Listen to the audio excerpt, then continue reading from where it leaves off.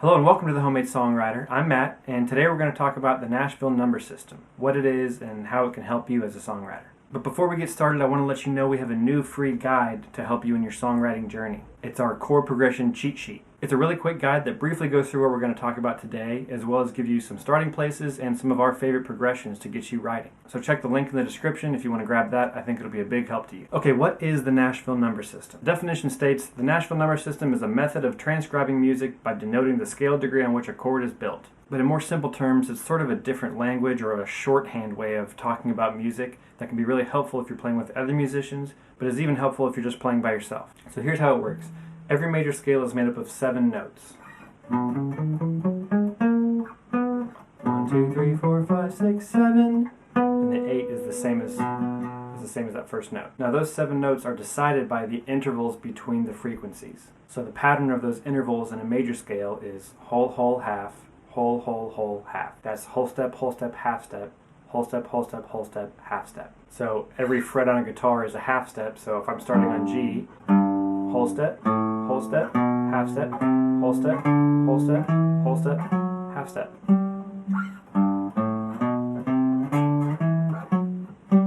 Now the reason that's important is because it keeps that exact pattern the same for every major scale no matter what note you start on. So here's the same thing on F. Here's A flat. I don't even have to really know what notes I'm playing because I know it's whole, whole, half, whole, whole, whole, half.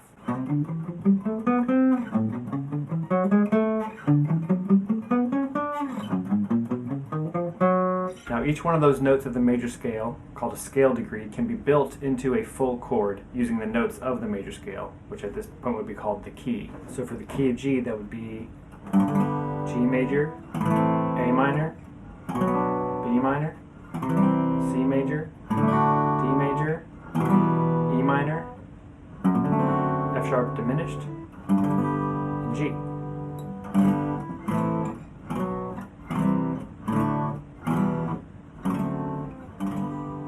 Now, as you heard me saying, each of those chords has its own official name, right? G major, A minor, F sharp diminished, etc. But just like how the major scale is built off those intervals, I don't really even need to know what notes I'm playing as long as I'm playing the correct intervals. These chords built off the scale degrees from a major scale are the same way. They can be called by the number rather than the name of the actual chord. Think of it as like a nickname. So you would call them 1, 2 minor, 3 minor, 4, 5, 6 minor, and 7 diminished, back to 1. Now as you see on the screen, they're written in Roman numerals, and the capital letters are major and the lowercase letters are minor. Now here's where the magic comes in. Just like we talked about earlier, how you don't have to know what notes you're playing to play a major scale, you just have to know the intervals between them. This is the exact same. So once you learn this system, once you learn how to speak about these chords in the numbers rather than the note names, then you can use it for any key. It's something you have to learn once, and suddenly it unlocks every key. So are you starting to see how this can be a helpful language, especially when you're communicating with other musicians? Let me tell you about how I use it in my life, and then hopefully that'll show you how helpful it can really be. So I'm the worship leader at my church, and I play in a band every Sunday. There's drummer, bass, keyboard, singers, guitar, etc. So it's all volunteers, so everybody in the band has other jobs and things that they're doing during the week, so we don't have time to rehearse during the week. So our rehearsal starts 2 hours before church starts. So if our service starts at 10, we get there at 8, set up, and we practice. So imagine we're rehearsing a song, right? And about halfway through, I realize, dang it, I told the band we're going to play this in the key of E, and I charted it in key of E. Everyone's reading the key of E chords, but this bridge section, I just can't hit the high note in this key. I need to drop it to a lower range for my voice. Well, that can quickly become complicated, and here's why. Playing a song in the key of E, right? Well, I like to play capo 2 and think about it in D shapes with my cut capo to play in the key of E.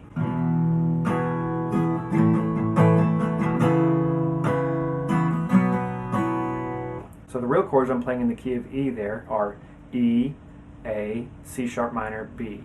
Because I have my capo on 2, I'm thinking about it in terms of the key of D, because those are the shapes I'm playing. This is a D shape. So the chords I'm reading are D, G, B minor, A. Then my other guitarist has got it capoed up on 4, so he's thinking about it in terms of C shapes. So to play those same chords in E, he's playing C, F, A minor, G. Now for bass and piano, you can't play capo on a piano, so they're playing the actual straight up chords from the key of E. They're playing E, A, C sharp minor, B. So just with that simple band, but different instrumentation, different capos on different parts of the guitar, we're all playing the same song, but thinking about it in 3 different keys. I'm thinking about it in the key of D, the other guitarist is thinking about it in the key of C, and everybody else is thinking about it in the key of E. So back to the example of me not being able to hit the high note, if I have to lower the song to better suit my voice, just on the fly, then every person in the band has to cross out the chords that are there and rechart the entire song. But if we're using the Nashville number system, it becomes much simpler. And the reason is we're not looking at chord names, we're looking at numbers. So back to the song, I'm not playing an E, A, C sharp minor, B. I'm actually just playing a 1, 4, 6, 5 in the key of E. 1, 4, 6 minor, 5. And again, those numbers are based off of the E major scale in this case. 1 is E, 4 is A, 6 is C sharp minor, 5 is B. So that's way easier. In that scenario, using the Nashville number system, if I have to lower the key, I just tell everybody, hey, I can't sing this song this high. Let's play, instead of a 1, 4, 6, 5 in E, let's play a 1, 4, 6, 5 in D.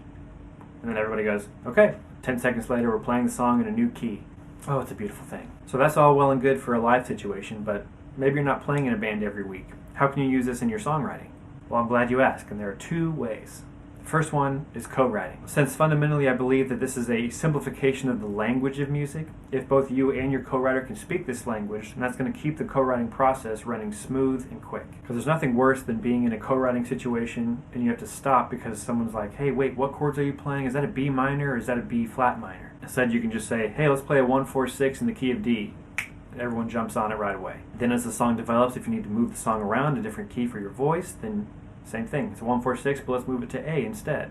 And the quicker you can make those changes on the fly, it's going to be much better for you in the long run. Because when you're in the heat of the creative process, you want to just go and let ideas flow. You don't want to stop and get bogged down by theory. So simplify the language, become fluent, and your co-writers will thank you. And the second way this will help you in your songwriting is that it simplifies the language of progressions in your own mind. When you switch over to this method, it helps you with your ear training in massive ways. Have you ever watched someone listen to a song and then they know how to play it almost instantly? The reason they can do that is because they've trained their ear to recognize the intervals between sounds. So most people, when they hear a song, they can't go, oh, that's an A. I know what an A sounds like, unless you have perfect pitch like Charlie Puth or someone like that. But what they can recognize is, oh, that distance from that note to that note was a fifth, or that was a whole step. Or I know that chord progression change, that's what it sounds like when you go from a minor 6 to a 4. It's not because they know that's what C sharp minor to A sounds like. You can learn to capture progressions that you like that you hear, learn and understand songs quicker, and all of that will make you a better musician and better songwriter faster. Okay, that's the Nashville number system. If you have any questions, then please leave them in the comments, and don't forget to grab the free guide in the description. Alright, that's it for this one. Keep writing. We'll see you